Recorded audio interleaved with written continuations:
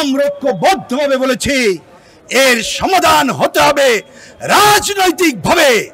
আর রাজনৈতিক সমাধানের জন্য এই হত্যাকাণ্ডের দায় নিয়ে এবং যে ধ্বংসযজ্ঞ হয়েছে তারও দায় নিয়ে, কারণ এই ধ্বংসযজ্ঞরা ঠেকাতে পারে নাই, তার দায় নিয়ে শেখ হাসিনার সরকারকে পদত্যাগ করতে হবে। এই ছাড়া রাজনৈতিক সংকটের কোনো সমাধান নাই। আমাদের বক্তব্য পরিষ্কার। আমরা বলেছি ছাত্ররা রাজপথে আছে, আমরা চাই তারা বিজ্ঞতার সাথে তারা পরবর্তী কর্মসূচি দিক। আমরা দেশবাসীকে বলি, ছাত্রদের সাথে জনতা রাজপথে নেমে এসেছিলেন।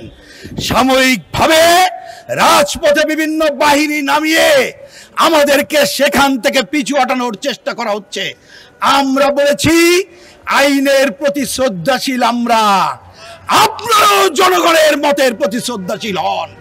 এটি যদি না হয়, যে কোনো সময় বাংলাদেশের জনগণকে শহীদদের স্মরণে অধিকার আদায়ের সংগ্রাম গড়ে তোলার আহ্বান আমরা এখান থেকে জানাতে চাই। শত শত মানুষের রক্তের উপর দাঁড়িয়ে আমরা আপনাদের সামনে কথা বলছি।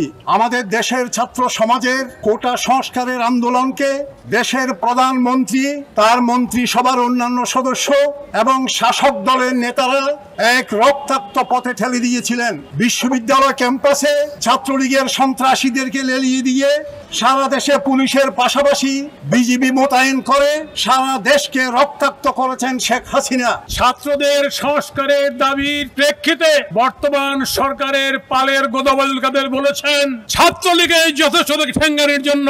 এই সরকারের ছাত্রলীগ যখন উচ্ছেদ হয়ে গেছে, তখন সরকার শুধু পুলিশ না, বিজেপি না, আর্মি, ট্যাঙ্ক, কামান সহ এই জনগণের উপর ঝাঁপিয়ে পড়ে 2 শতাধিক লোককে হত্যা করেছে। আমরা হত্যার বিচার চাই। কারফিউ দিয়ে সেনা মোতায়েন করে কোন গণতান্ত্রিক পরিবেশ, স্বাভাবিক পরিবেশ সেটা ফিরিয়ে আনা যায় না। মানুষের মধ্যে যে পুঞ্জীভূত ক্ষোভ সেটা দানা বাঁধছে, সেই পুঞ্জীভূত ক্ষোভের প্রকাশ এই কোটা সংস্কার আন্দোলনের মধ্য দিয়ে ঘটেছে। নতুন প্রজন্ম, তাদেরকে আপনারা রাজাকারের সাথে তুলনা করেছেন, নাতিপতির সাথে তুলনা করেছেন, অন্যায় করেছেন।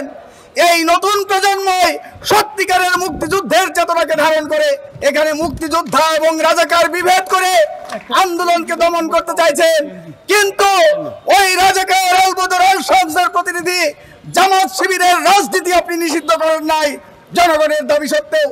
আজকে আমরা মনে করি, যদি আপনি মনে করেন জামাত শিবির সন্ত্রাসী সংগঠন, তারা সন্ত্রাসী কার্যকলাপ করছে, তাহলে তাদের রাজনীতি কেন নিষিদ্ধ করছেন না?